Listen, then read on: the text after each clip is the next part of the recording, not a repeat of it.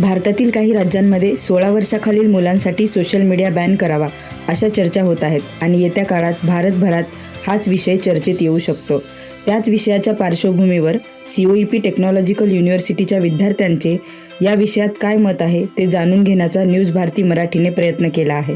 चला तर मग पाहूयात या विषयात काय मत आहे आजच्या यंग इंडियाचं. खरं तर ही चांगली गोष्ट आहे, कारण की आजकाल 4-5 वर्षांच्या पोरांचे पण पोस्ट्स वगैरे असतात सोशल मीडियावर. तर त्याची खरं तर काही गरज नाही आहे. जेव्हा ज्याची गरज असेल तेव्हा ते मिळालं तर त्याची किंमत पण राहते. मग जेव्हा गरजच नाही आहे तेव्हा त्याचं तेवढं हे करू नये. बट हा जो डिसिजन आहे याच्यापेक्षा पण अवेअरनेस येणं जास्त महत्त्वाचं आहे. हे डिसिजन चांगलाच आहे, त्याच्यात वाद नाही. बट त्याच्यापेक्षा ही जास्त महत्त्वाची गोष्ट मलाही वाटते की शाळांमध्ये जाऊन तिथं अवेअरनेस जास्त वाढवायला पाहिजे.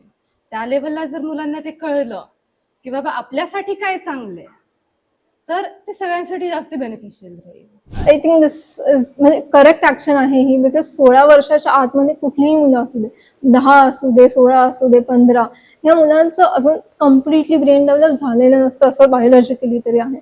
आणि इनफॅक्ट त्यांना काय बरोबर काय चुकीचं ह्याची जाणीव नसते. आणि जर त्यांच्यावर पॅरेंटल कंट्रोल नसला, आईबाबांचं लक्ष नसलं की ते काय बघतायत, तर हे खूप एखाद्या वाईट दिशेला जाऊ शकतं पुढे. त्याच्यामुळे त्या वयापर्यंत किमान आपण सुजाण नागरिक होईपर्यंत, आपल्याला काय चांगलं आहे ह्याची जाणीव होईपर्यंत तरी ह्याचा ॲक्सेस दिला जाऊ नये असं माझं मत आहे. थँक्यू.